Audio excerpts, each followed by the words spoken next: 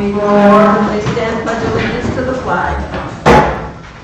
I pledge allegiance to the flag of the United States of America and to the republic for which it stands, one nation, under God, indivisible, with liberty and justice for all.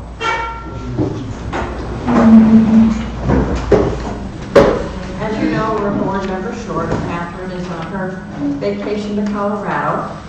I talked to her yesterday, wished her well, and hope she has a good time. Judy, can I just apologize for not being here Thursday? I don't want to hear. I forgot to put it. I forgot to put it on my calendar, and I am extremely sorry for missing the meeting. We figured something happened. Oh gosh, no, just senior moment. Okay. Don't let it happen again. Okay, approval of treasury warrants. Payroll warrants for August 23rd and August 30th. We're not here? Feedback from her. What? Oh, we can hear the feedback from you.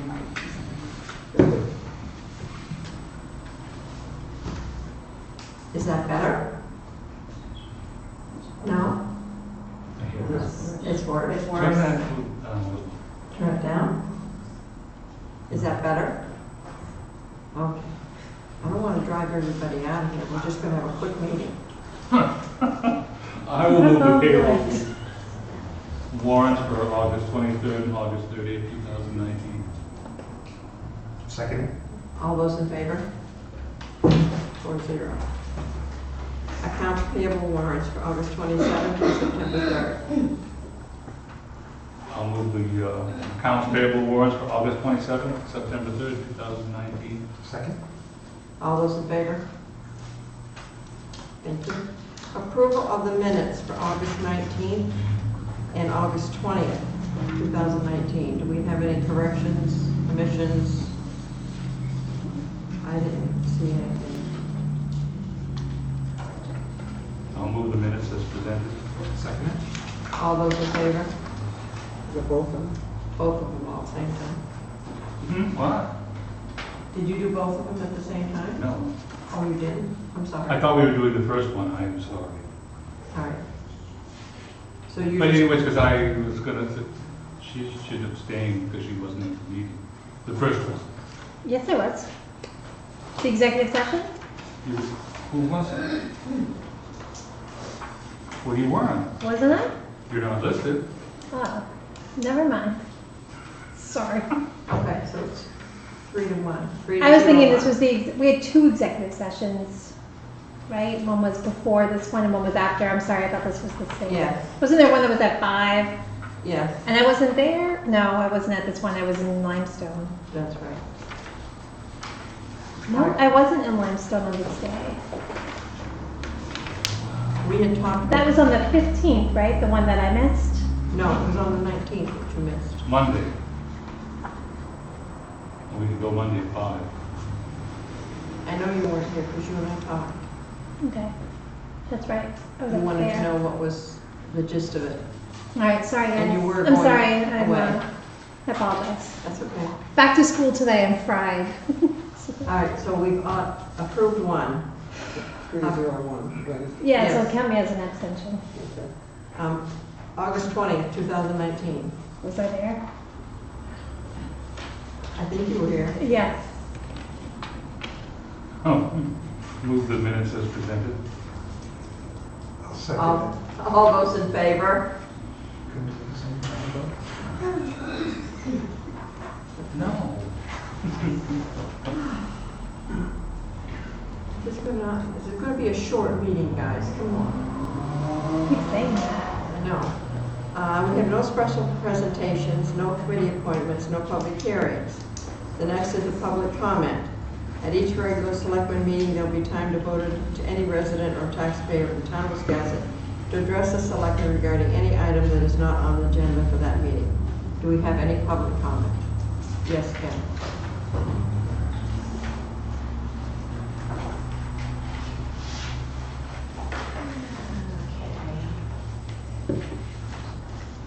There you go, though I think you already have them.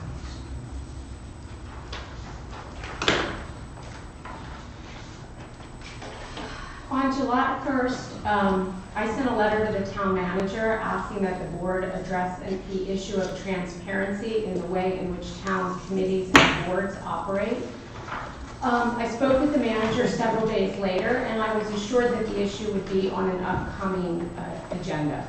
I followed up later in July, and again with all of you by email early enough last week to be considered for this meeting. So I was somewhat surprised when it didn't show up on this meeting.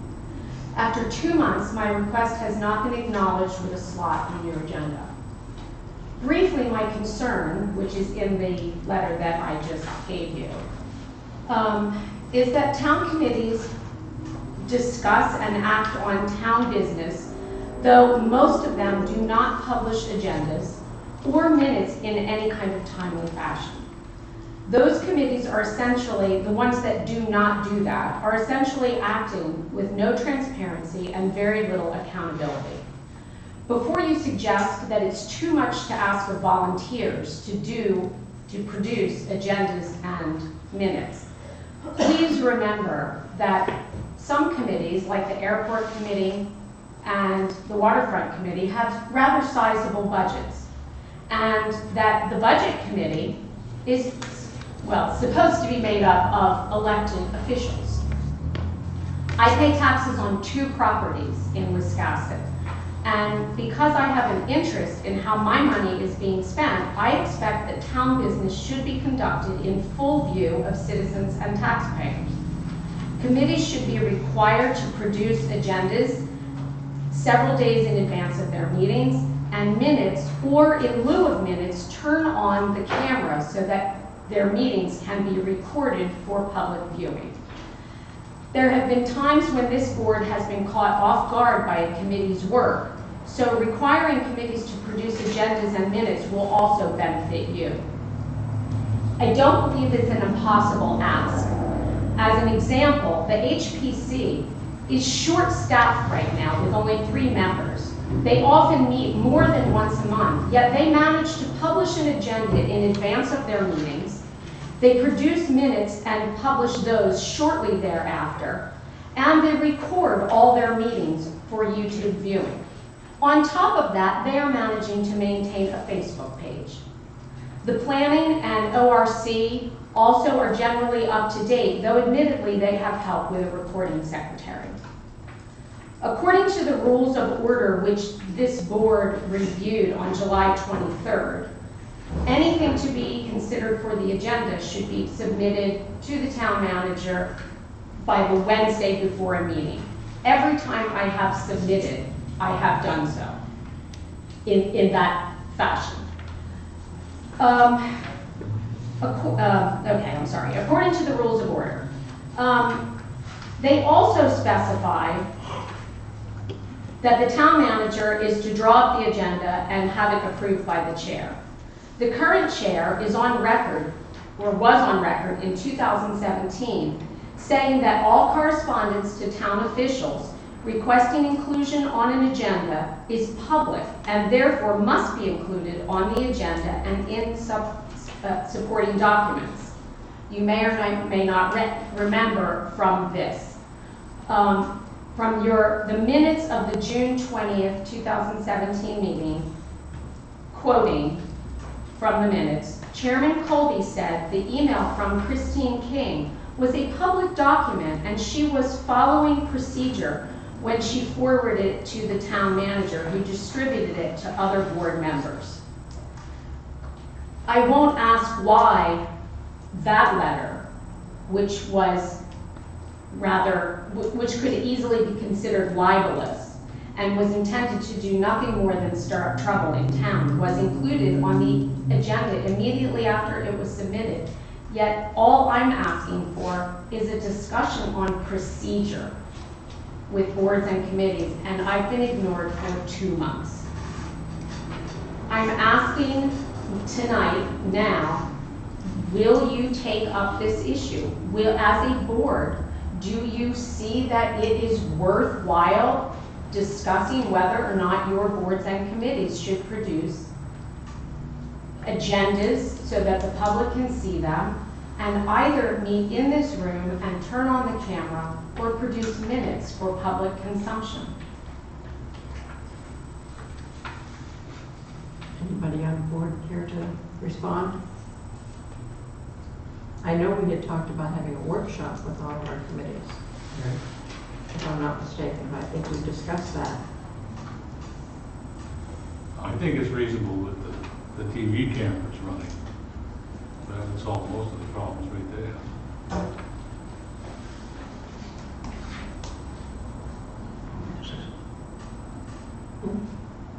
Go ahead. When you came in, Kim, I said this was a very ambitious proposal. I said I was reluctant to put it all forward at once because I thought there would be so much of a demand on our systems and our individuals who operate a certain way that I would take a more judicious approach and introduce it bit by bit. And that's basically my approach now. I don't want to antagonize people who've been doing things a certain way. And it's taking a piecemeal approach. And I could have acknowledged it and I didn't. I'm sorry for that. But my initial reaction, which I said to you, was that this will antagonize people, drive people away more likely than bring people in. So. Reading from your July 2nd email, good morning, Kim, all good points, and already on my long list of things to do. Certainly I can put that on the agenda in the next month or two. But first I'd like to have people discuss your proposed changes on the doing business in Wiscasset material, something I have volunteered to work on my own. There's more, but that's when I came in and spoke with you. What you're saying tonight is not what you told me then. Well, And it has now been 2 months. No, I understand 2 months, but I do remember saying that to you, but If you look at the table on the second page of what I gave you and what I emailed to you last week, it shows that almost all of these committees have in the past produced agendas and minutes. It is not too much to ask them to do that. They have done it before. If you go back and look, some of them are behind by years. But if you go back to whatever year it was, 2017, 2015, 2014, and you look then, you can see that they did it on a regular basis then. So why can they not do it now? All they have to do is meet in this room and turn on the camera. Then they don't have to do the minutes. That's the hard part. The easy part is the agenda. If they're meeting without an agenda, what the heck are they talking about? It should not be that difficult to produce an agenda, to find a time to meet in this room, and to turn on that camera. I don't think it's too much to ask. Okay. What I would like to do, we have talked about this before, I agree with you. And we have discussed about having our committees come before the board and discuss things. We also said it was going to be after the budget time. We haven't committed yet, which I think we're going to do either tonight or next meeting tonight. And we've put a lot of things off into the fall. Can you please give us a couple more months? I know I'm asking a lot. I've waited for, when I initially sent this to John 2 months ago, I indicated, and in that letter, that I have brought this up before, many months ago, many times. This has been brought up many times, and we do know that we have issues with our committees.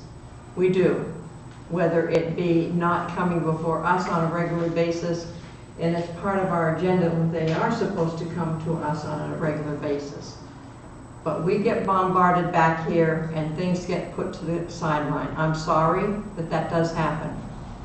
But I agree with you, this is something that needs to be taken care of. And I ask you to please give me at least another couple months to get it on the agenda. And we will start meeting with each committee, at least one committee a meeting.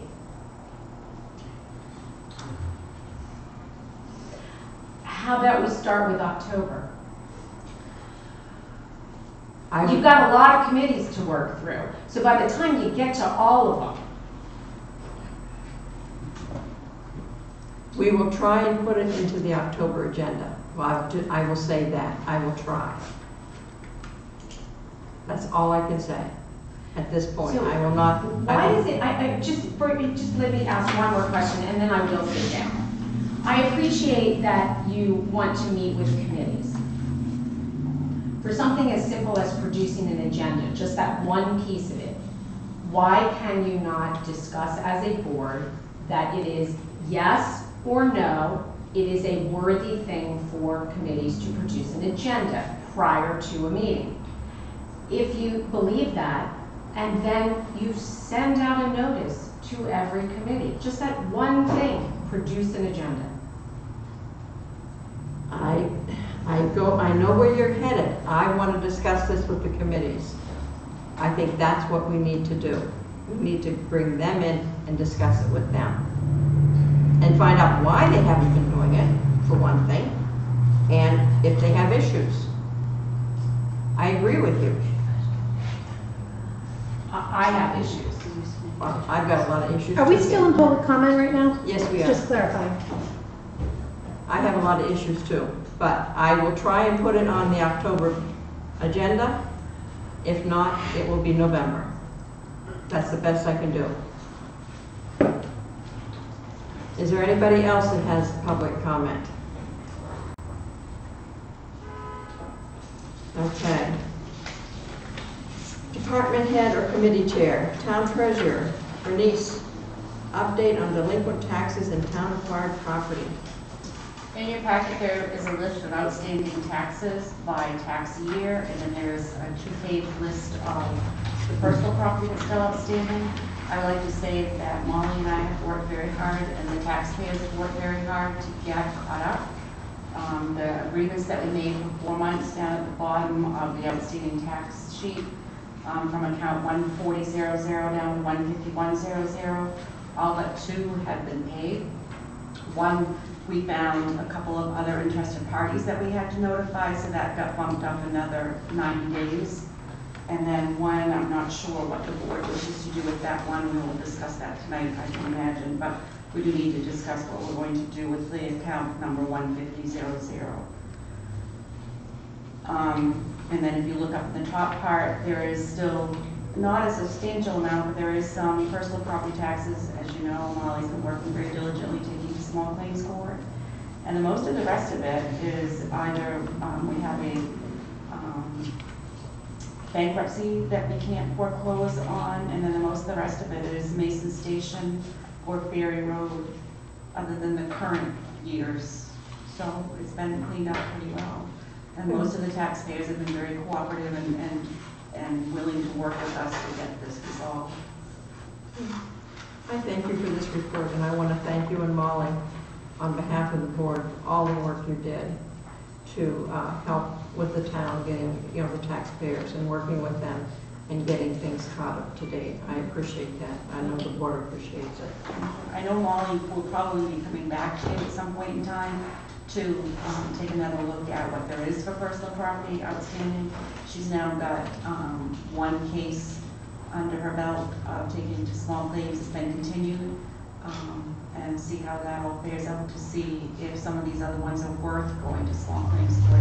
It's expensive and time consuming, and to see if it's worth it, or if you folks have even some interest in or some knowledge about the taxpayers that are on the personal property list, if they're still in town, gone, deceased, whatever the case may be. The personal property, those are businesses, correct? They don't have to be a business. They have to have a business, number one, or a motorized vehicle that has not been excised. Has not been what? That has not had excise tax paid on it. Like, for instance, a farm tractor can be taxed personal property, or they can pay excise tax on it. Okay.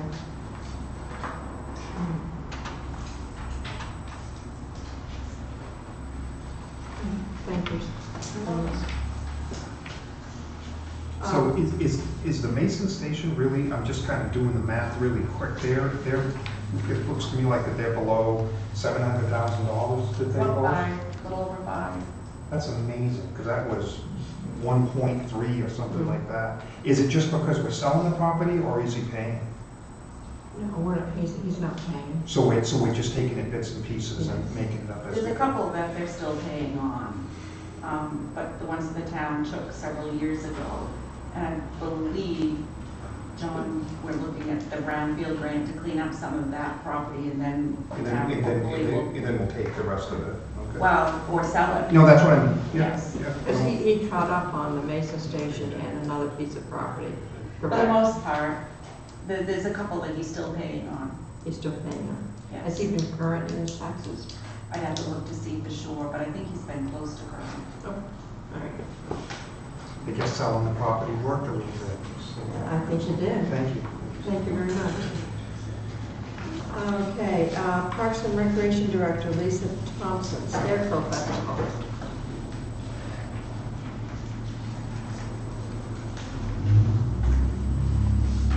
I'm just passing, these are just, this is from the ground, but I wanted to share.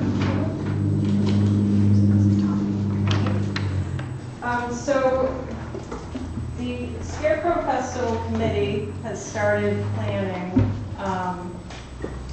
and the committee this year is comprised of myself and some people from the Chamber of Commerce, Reverend Josh Bitterling, and a couple other people who work in town, Brad Savalson, Patricia Cloutier from the Chamber of Commerce, Bonnie Lagden from our staff at the Parks and Rec Department. So our vision this year is to kind of make it more of a week-long celebration instead of a one-day thing. In the past, it's been a Saturday from 11 to 2, and it's been out here on the front lawn.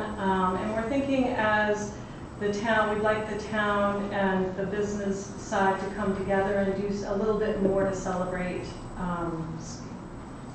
fall in the town. So our ideas are to start with a Scarecrow Fest display contest starting this Saturday, the 12th. And that will be just for businesses to set up their scarecrows. And we'd like them to set them up on the town common. We'd like the central focus of the whole Scarecrow Fest to be on the town common this year. So they would be up on the town common, and then Wednesday we're hoping the library will get involved by having a haunted story time hour for the kids in the afternoon. The church would like to host a chili and cheddar challenge on Thursday night, the 17th. And we'd like that to take place in the front of the church at the head of the common, with several people entering their favorite recipes. We'd like to get some of the local restaurants involved, and also have a pumpkin dessert contest that the Cooper DePerry Fund would like to do as a fundraiser that night as well. And then Saturday, we would conclude with our Scarecrow Festival. We'd like to do that on the common as well, because we just think it's such a pretty area. It does now have electricity. We want to have music there on the common. We do feel like because it's the weekend, there will be more, there'll be parking available at the courthouse, which I can double check on and make sure that's okay. But it just seems to be more centrally located, and I think it would be, we all think it would be just a great area for us to have all the festivities that week. The committee asked me to just come to you with these plans, just to make sure that you were all okay with this plan going forward, so that, and if you have any questions in regards to this. Does the board have any questions or comments? Sounds good to me. I have one question. I saw that Coastal Maine Botanical Gardens is doing a scarecrow thing also this year. Are the dates kind of similar? Do you have any idea? I have no idea It when. might be neat to like they're gonna have a lot of people passing through. We can snag their scarecrow people on the way. I know we try to avoid Damerscott Pumpkin Festival. Yeah. And theirs is the weekend before. It's the 12th, 13th, and 14th, which is Columbus Day weekend. So we try to avoid that. But I mean, I can check into theirs and see what they It was just a thought, Yeah. for the scarecrow enthusiasts out there. Yep. This would be like another stop on the way. Yeah, could be, Yeah. definitely. It's a great day. It's great. This This is is great. great. Yeah. Yeah, it is. And we're gonna It's exciting. fine tune this a little bit more and add some things to it as far as, you know, obviously the time and some of the activities we'll do on Saturdays. I'd like to have some music there. I'd like to have some children's entertainment there, face painting, pumpkin painting, of course scarecrow making, which will be plenty of space on the grassy area to do all of that. And then some food, and Sarah's Cafe has already agreed to be a sponsor, so they'll be providing some goodies that day. So we're hoping to, you know, make this a little bit bigger this year, maybe grow a little bit next year, and try to make it, you know, a little bit something that people look forward to going to every year and stuff. I think that this area, we just kind of have outgrown it, so. Oh, thank you, Susan. Okay, Lisa. you good? Yeah. Thank you. Okay. I'm sorry, Ed? One question, what dates are you planning? For Scarecrow Fest? Yes. Well, most of the activities will take place October 17th and October 19th. We have some other things planned for October. So it's the 12th, which is a Saturday, through the 19th. Thank you. Yeah, and I'll have a more definitive calendar in the next couple of weeks. Thank you. Yep. Thank you, Lisa. Okay, unfinished business. We have a representative from Century Energy presentation on the solar panel. I don't know, you don't have copies. Not of the most recent version.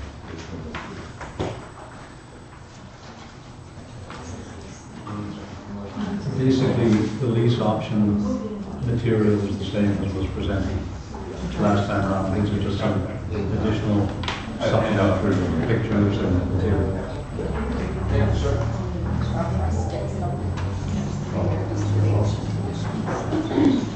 I will see one. We need one more. Recording secretary needs one now. We got it, we got it. Oh, you got it? One more. To the press. They got it. that you know. Yeah. Hello again, my name is Bill Kim from Synergy Power, and thank you for select board members for meeting with me in fairly short notice right after the holiday. We're back here just to kind of clarify some items that were asked at the last board meeting with respect to the potential project. So we've refined our information on these slides. So the first slide is pretty much the same, and it talks about how we're a national solar company, and we've done quite a few projects similar to the one we're proposing for the Wiscasset Airport. We've done over 300 of these projects. And this second page goes into our bonding capacity, how much we can bond for these projects. So it's up to 75 million of creditworthiness from a bonding company. The third slide on the same page talks about the basic lease option terms. And just to clarify, before we were contemplating leasing a greater amount of acreage over 120 acres. But we looked at it more closely, and realistically, the capacity on the line that is adjacent to the airport is likely only about a 12 to 24 kV line. So we probably can't fit a large 20 megawatt project, which would have taken up to 80 acres. So now we're left to trying to do 2 5 megawatt projects, and they each will take up about 25 acres each. So the total potential here would be taking up 50 acres at about at $1,000 of rent per acre per year. So that would be rent of up to $50,000 for all 50 acres per year for at least 21 years. Before we get there though, we it's a lease option period for 2 years. And during that period, we're trying to make sure we don't have any special concerns out there that would stop the project from moving forward. The primary concern would be the interconnection, so we have to get the interconnection applications filed for both projects. And then we'll get feedback from the local utility, CMP. They'll tell us how much we could put online and how much they will charge us to interconnect at the airport. So that's a 2-year lease option period for $1,000 because we're just doing assessments. There's no real construction work being done out there, just assessing the feasibility of the projects. And it's most likely will take much less than a 2-year period. The program's out in 6 months to no more than a year, 6 to 9 months. So we basically have to move very quickly to get all of the conditions met to actually enter the program. And right now, there is sort of a rush to file for a lot of interconnections, and the queues get longer, which we'll show in one of the upcoming slides. But basically, to qualify for the program, 2 main criteria we put in the term sheet table. The completed interconnection study, so those will take up to 6 months. We'll try to get it done as quickly as possible. And having the site lease option signed and showing that we've gotten through zoning approval, which I think is likely done locally, and then we would also file paperwork with the FAA to get clearance from the FAA, which we've done at multiple other airport projects. And then the last line item on the term sheet is just the opportunity for the town of Wiscasset to also be a purchaser of the clean energy that's produced by the solar systems. And that's a totally different parallel track, but it would be, we're pretty sure it's going to be a minimum of 10% energy savings for meters that the town controls, and maybe more, maybe 10% to 30% of savings. So example would be if the town is currently paying on average about 12 cents per kilowatt hour for the town meters, perhaps we can get that down to in the neighborhood of as low as 7 cents to 9 cents. Right? We would just have to do the economics. So there are ways to have a dual benefit for the town if we move forward with the project. The next page, the 2 slides, the first slide is basically the 2 projects, which would be co-located together, but we just show them as separate layouts to give you a rough sense. So that takes up about less than 25 acres, so we just put out about 25 acres each for each of the projects. And then the lower slide talks about the solar array components and potential risks, which we heard some questions from the residents last time. The basic components of these projects are like any very simple, few moving part type electrical system. So you'll see pad mounted transformer out there, roughly about the size you see in this picture, and a bunch of solar arrays. So they're either going to be stationary solar modules, or they track the sun throughout the day. So they move very slowly throughout the day. And down below we talk about why there's no environmental or real safety risks, because the modules themselves are made out of silicone, which is basically like sand you see at the beaches, processed sand, and then glass and aluminum. And then the projects are built to national and local state code standards, so there's no corners being cut. We have to get approval from various agencies to move forward. It's minimal noise. The most noise out there is probably the buzzing you hear from any typical transformer, a pad-mounted transformer. So maybe up to about 100 feet or so, you can hear the buzzing of the transformer. But the array itself is pretty much very, very quiet. So it's like a quiet neighbor. The system would be monitored remotely, and We could even share the monitoring here. We could give a web portal address, and the town could put up a flat panel display and see the system producing at the airport, or oftentimes we see it being placed at the airport itself.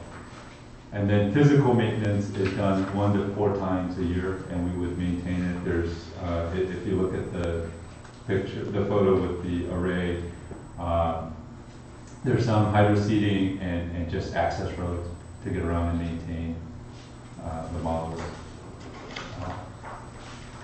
The next slide on the last page just shows the current snapshot as of maybe end of August of the interconnection filings to date for the program that's coming out in 2020. So there are already about 48 filings, and that's why time is of the essence, we feel, to get the projects filed, because the way the interconnection filing system works is it's first to file. And so you'll see this queue keep growing, and it'll likely end up at maybe 200 to 400 position. So that means CMP will get backed up. And if they're slow to move on this particular project, then there's a risk that you don't get your interconnection process in time for the program. So that's why there is some urgency, and we appreciate the fact that you're willing to listen to our presentation tonight on a pretty expedited basis. So we'd love to get the lease option signed. I think John has a copy. It's very simple. It's 1 page for each lease option. And that would give us the authorization with CMP to file and to have them process the interconnection application. So that's what we're waiting on there. Our main contact for project development is Chad Chabadi. He was here last time, and he would be our contact if there are any questions or other correspondence that's needed to move the project forward. So in summary, I would just like to say it's not even us that's racing, it's everyone involved in the project, the potential benefits to the community, the town.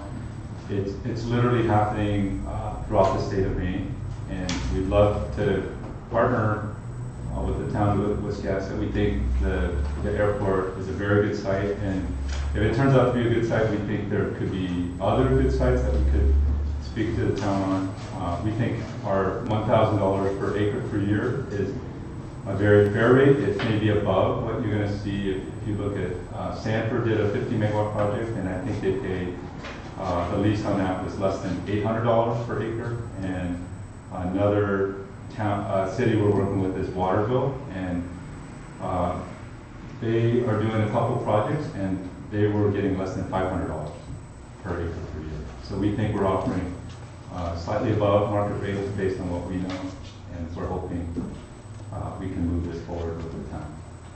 Thank you. Thank you. Any questions from the board? Yes, John, you have a lease option agreement. Can you tell us? Yeah, we got it from the last meeting. We got sitting right here. Now, the two megawatt projects are on the same one. The 5 megawatt ones Yes. are on the same one. On the same parcel, So, as we show sort of off to the right of the runway. but we had, up to 45 acres was that, and then we had the up to 80 acres. So the two fives are on. Actually, John, I had sent you a slightly updated to show up to 25 acres per project. I'll re-email that to you. It was sent to you maybe with some more information, but I'll resend that to you. It was an email that was sent maybe last week. But basically, they But similar Return. terms, yeah, $1,000. turn it second. Could you perhaps talk a little bit about LD 1711, what the whole purpose Okay. was? Yeah. When it so- happened and so on. Right. LD 1711 was basic, I think it was passed in July 2019, very recently. And it was very popular, the governor was well behind it, and it basically encourages more, exactly what we're talking about here, more distributed community-type solar projects. So it allows for local community solar projects on distribution lines, so not the large transmission, hundreds of acre type projects, but it's really focused on this size scale, and that's why they cap each project at 5 megawatts. That's why we only go up to 5 megawatts AC per project, because the program does not allow you to build larger projects to qualify for the program. And then what it does is the state will, through the utilities, offer billing credit for those who take power from those clean energy projects. So that's why I said and that would come later as a parallel opportunity is, you name it, it's going to be commercial businesses, residents, colleges, municipalities, can look at their utility bill and see if they want to participate and be a purchaser of the power from these 5 megawatt block projects. And it's pretty much guaranteed there will be savings, because the state itself is, through this program, is offering some incentives to ensure that the savings will be there to benefit local communities. And that's and the overall capacity of the program is maybe 600 to 700 megawatts is our estimate. And we think and they say within 3 years, they're going to reassess where the program is and consider potentially expanding the program or modifying it if there are some issues that they didn't contemplate going in. But this is not new. This is happening in a number of other states. So Maine has done the right thing. They've studied other markets, other programs, what's worked, what hasn't worked, and we think this program will be pretty robust when it comes out at the start of 2020. Ed, did you have a question? I got a whole bunch of questions, if I may. Yes, go right ahead. Do you know what the total cost of this project is? Yeah, we can give you a rough estimate. The likely cost will be in the range of each project will cost about maybe $7 million to $8 million to actually design and build and get all the clearances. And how is that all financed? It is financed through basically us, the developer. As Cemetery. yes. And does that involve a grant from the state?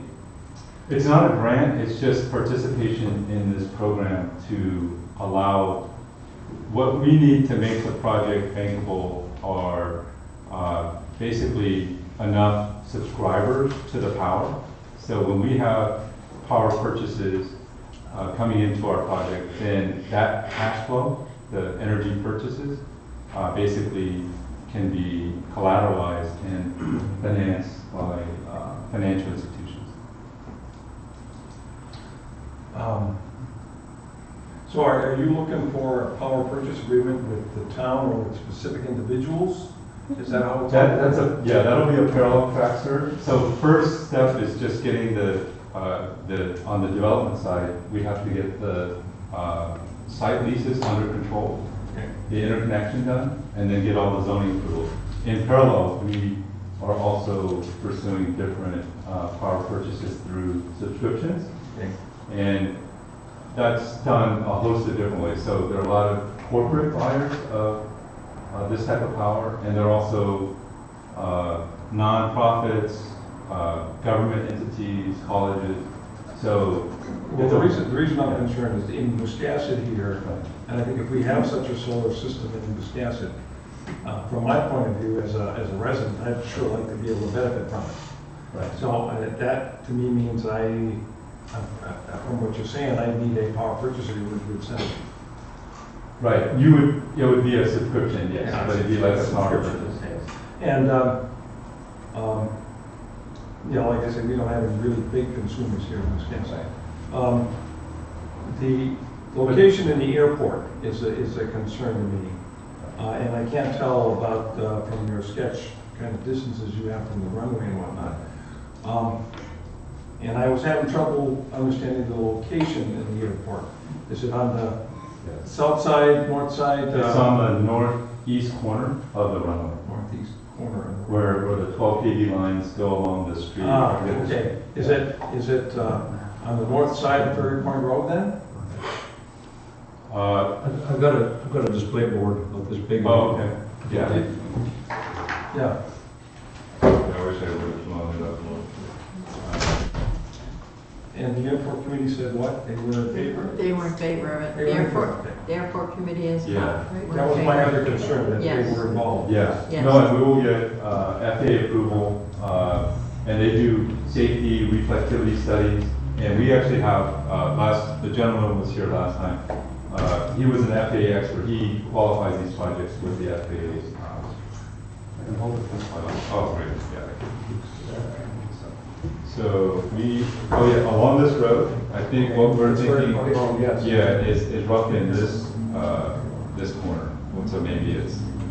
That's Northeast, yeah, kind of, in this corner, because the line goes right here, and we would connect Is to this it. the town vote? So we'd be in this Can area. we do it just as a board? As a board. And so the only involvement really in the town is the police.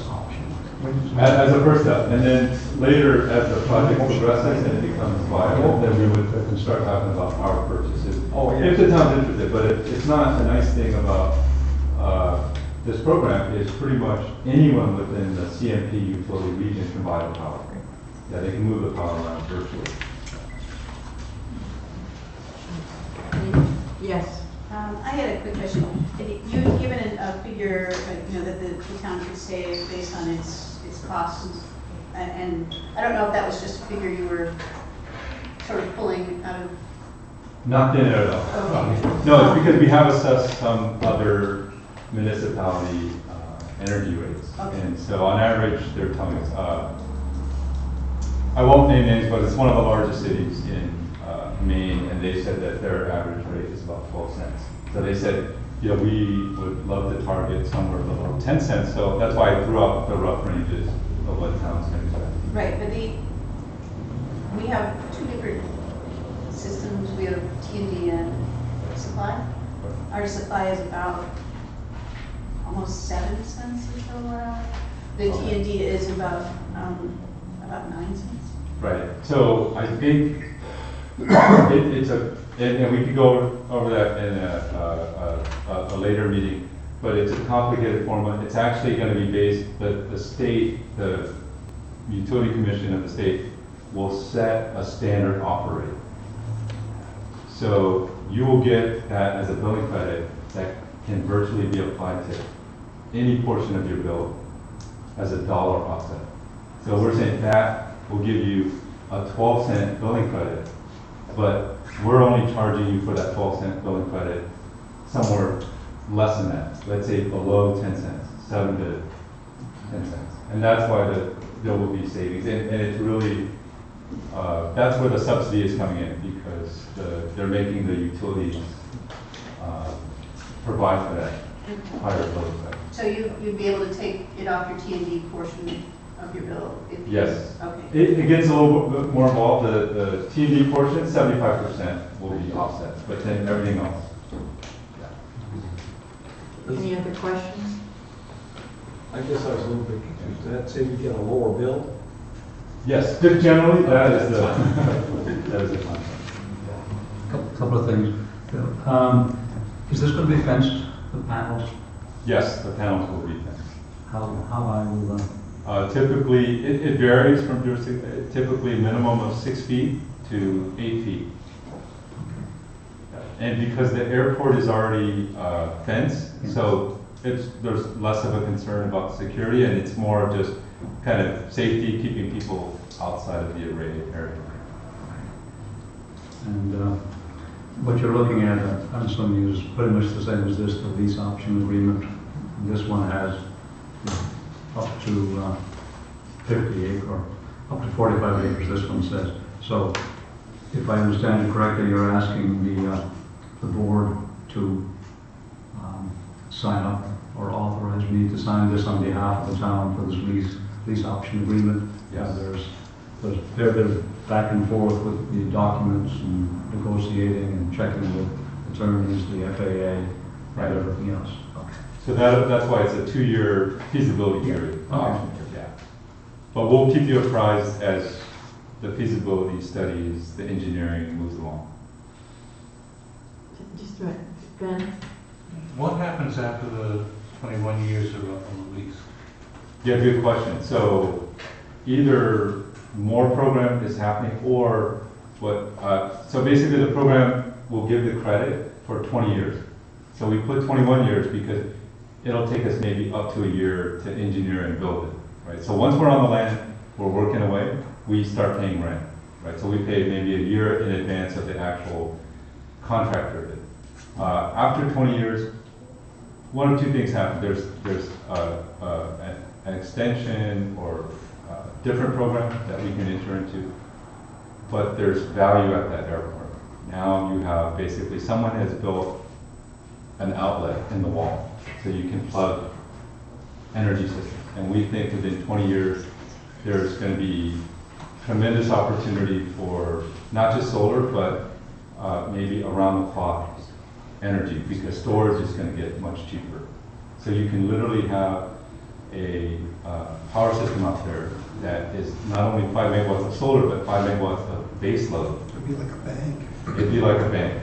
So these systems will always have tremendous value, just because we've already set up the infrastructure that can connect and send power to the grid.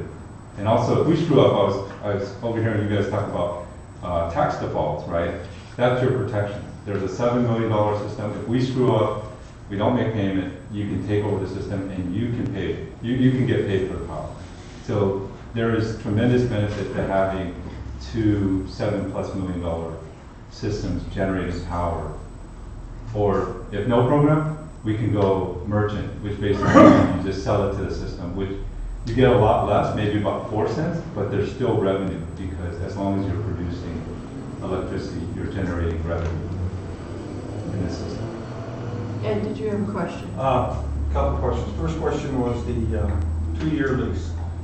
The obligation in that 2-year lease is simply to allow you to go do your study, Yes. due diligence. Yes. And there's no obligation in that lease that forces the town to go beyond that. Is that correct? Well, it's an option period that if we get the green light, it's feasible and we want to move forward, then we move into the lease stage. It's an option for us to lease the land. But there's no obligation that we have to go forward after those 2 years. That's really the question. There is, if we decide to go forward. Okay. So if the developer says, hey, it's feasible, we want to enter into the lease to start the 50 acres for $50,000 a year for the 21-year period, then the town is obligated to give us that land for that period. From what you're saying, I'm understanding that the option is really for 20-some odd years, because you're obligated after the first 2. As long as they get permission to do it. Yeah. As long as they get permission from CMP. Correct. I'm sorry. Yeah, From the whole- so, From From the everyone. state. Right. so if FAA. we, within the 2 years, if we don't decide to move forward, or we're slow, we're saying, hey, can we get more time? Then the town can say, no, you're out of time, you only have that 2-year option window. Well, Then we don't want to extend the option period, then you have no rights on the land. well, what was really going through my mind was how the people, the residents of Wiscasset will feel.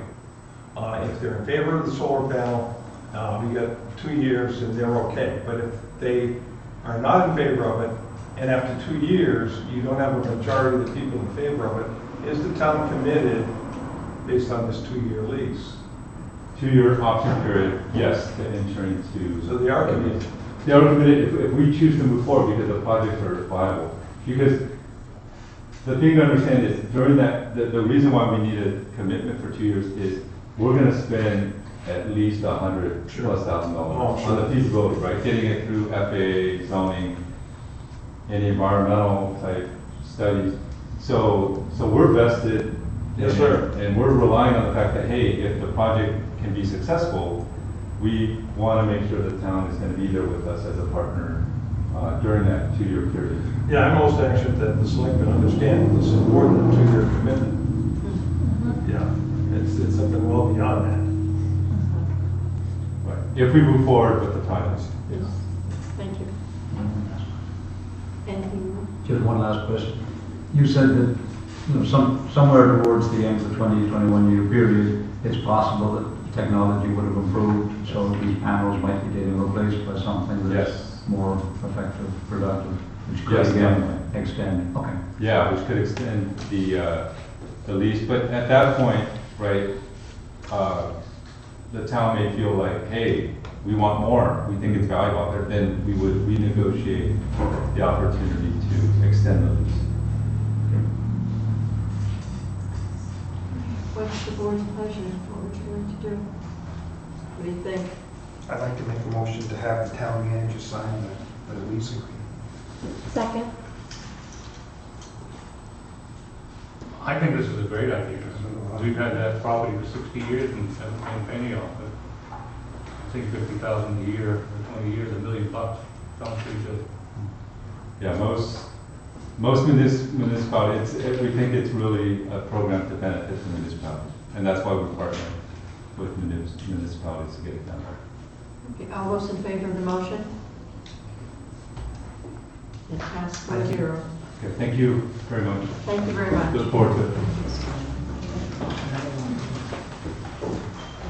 Okay, the next item on the agenda is the approval of application annual license for sale of consumer fireworks. John? Yeah. Mr. Coleman. I didn't say anything. But they're talking to things. Mr. Coleman said that his attorney would not be here tonight, so he does not want his application to be heard tonight. Okay. Okay, so, and I'll just, Ms. Catherine's not here. Julie's not here, or not. Ms. Ben? If and when that ever comes back to us again, I think it should be presented in a public hearing form. That's the way we heard it last year. The ordinance requires a public hearing. That's correct. And I just have a question about the storage units, the ones out at, I believe it is property, and the one that's here. It's, as long as it's permitted, right? I haven't ever seen a permit, that he has for storing the fireworks. Not the sale of it, but the storage. I can find out for you. Yes. For that matter, I don't believe there's ever been a license issued for the selling of fireworks. It's in that packet, I believe, right? You mean out on Borsky Way? No, Route 1. Yes, there was. It's when he first opened up. It's right in this paperwork. He had a license. The federal, it's a federal permit. He had federal and state.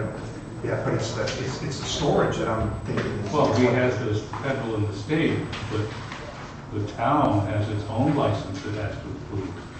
I believe we did approve it. No. I don't think that we ever did. Last year we tabled it, right? And that's the thing that I was wondering is like I said, I know I can't find one on him being able to store it. He does not have a permit as far as I've been able to find through all the research that I've done as far as that. So I don't know about I didn't dig any further into the selling. Well, I understand that there isn't one. Well, I agree that if there isn't one, then we do have to have a public hearing, go through a public hearing. When it does come back for the board. Okay. New business, set the 2019-2020 tax commitment. Yeah, Bernice and Ellery, our assessor, worked hard on this, and I'll summarize it, and if anybody wants more detail about the format, I can certainly do that. But the key thing is that we're looking at a mill rate of 19.9, which is up from 19.55, which represents a 1.8% increase, which is fortunately below the 2% target we had. And Ellery feels pretty good about it, Bernice feels pretty good about it, and I do too. I'm pleased it worked out one of the things is we lost some assessed value because there were a lot more people taking advantage of the homestead exemption. And we get 35% back, is that correct? I'm not sure what the percentage That's- is, I not think- 100. Yeah, no, the owner gets the 65%, we get 35% of what we used to get. And Deer Ridge, that went 50% tax exempt, so that cost us some valuation. And overall, I think this is a pretty good number. I think the taxpayers have been very good about coming forward with significant encouragement from Bernice. And so we're pretty much caught up on most of it, as Bernice explained. So I'm comfortable with that number, and whatever the board thinks is. Let's go with it. I'll move the 2019-2020 tax commitment as presented. Second? All those in favor? Thank you. And I want to, that is good work. It's nice to be here now and know that what we said in the budget process held up. Well, Thank you. It was a team effort, I mean. Very good effort. Yes, Bernice? I just want to remind the public that there are tax clubs available for anybody who wants to spread their payments out over the next few months. Those are still available if they choose to use those. Okay. Thank you. Okay.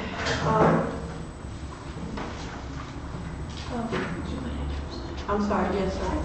So we would like to know if I'm sorry, I can't hear you. Sorry. We would like to know if the fireworks application will be on the agenda for the next meeting on the 17th. I really have no idea when it'll be on. Mr. Cohen is away on vacation. I believe he's gone overseas, so it may be not till October, possibly even November. We don't know. Thank you. The public hearing process takes a week or two with Right. advertising anyways. Right. Okay, our next thing is the municipal quitclaim deeds. And we have quite a few of them here. Colleen Powell, map R01 lot 036. Keith Hunter, map R05 lot 056. This guy, I can't even pronounce his name. I bet you Ed could. No? Rezicki, I know is the last Name is name. Wojtek. Roystack? Okay. Map R07 lot 048B, Marion Asdot. Map R07 lot 038, heirs of Lois Kolbenkia. Convoluted. Map U01 lot 150, and Cody Haggett, map U09 lot 011. Can I have a motion? Move the quitclaim deeds as presented. All those in favor? All right, bill of sales. Roberts Mobile Home located at 970 Gardner Road, number 14. William Rhines Mobile Home located at 39 Buffer Lane. C.M. King and David Dutton Mobile Home located on 297 Old Bath Road. Kimberly Delano Mobile Home located at 212 Old Bath Road. Matthew Huber Mobile Home located at 146 Bradford Road. Brendan McMorrow Mobile Home located at 970 Gardner Road, lot number 3.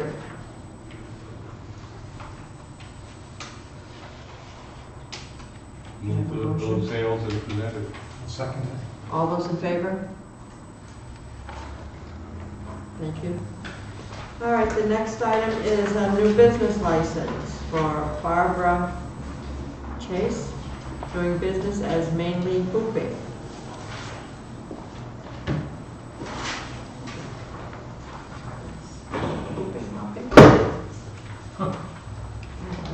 I move that we accept the business license for Mainly Hooping. Second? All those in favor?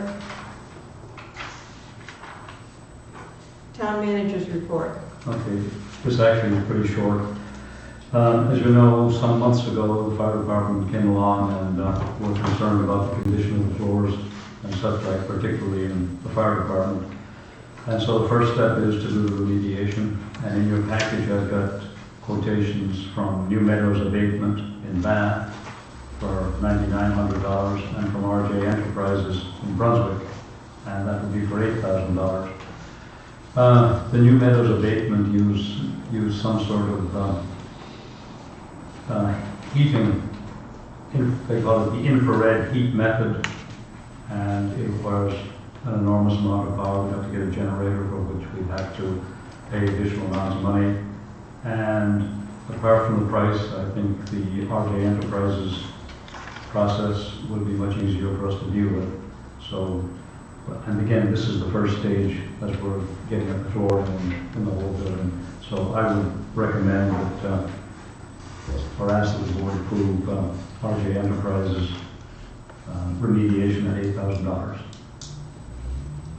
I'll make the motion to approve RJ Enterprise figure for $8,000. So, All those in favor?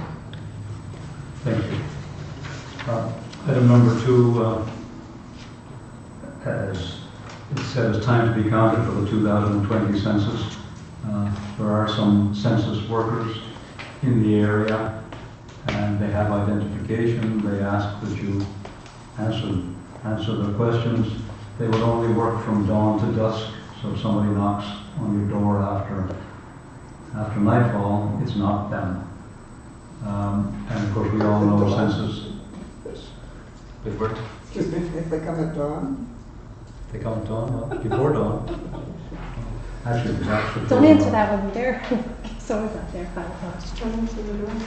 But anyway, amongst other things, it determines how many seats in the House of Representatives. We've still got 2. Defines legislative districts, school district assignments, social services, federal funding, and so on and so forth. And so that's just for information that they are out there, and they've got the appropriate identification. yeah, they actually stopped by my place. They're pretty normal. Yeah, good. With that endorsement. I did, the other is committee openings. We've got a lot of openings for many committees to the point where sometimes it's a struggle to get a quorum. So just asking that anybody interested in a committee appointment, we can certainly find a spot for them. And I've said that before, or asked that before, but that's just a refresher. We're aware of it, and it is a concern. Last item I have is I did attend a Maine Municipal Marijuana Workshop down in Saco on that very heavy rain day. And that wasn't fun driving down. But I've got a lot of information. Maine Municipal has a very comprehensive website, and you've all got in your package this cheat sheet about the whole thing, whether it be medical use or private use. And there's some legislation going forward for the spring, or as you say, this second session, where there might be 25% payment to the towns based on the tax that the state generates from the retail sales. So that's just, I think the town at some point will have to vote on it, and my thought would be, unless the board disagrees, that we wait for the full town meeting. I don't think there's any great rush, but I'd like there to be a good turnout, so there's no kickback. Anyway, that's my report. Last item I have. Okay. Is there any other board business from the members? If there is none, I'll make a motion for adjournment. So moved. All those in favor?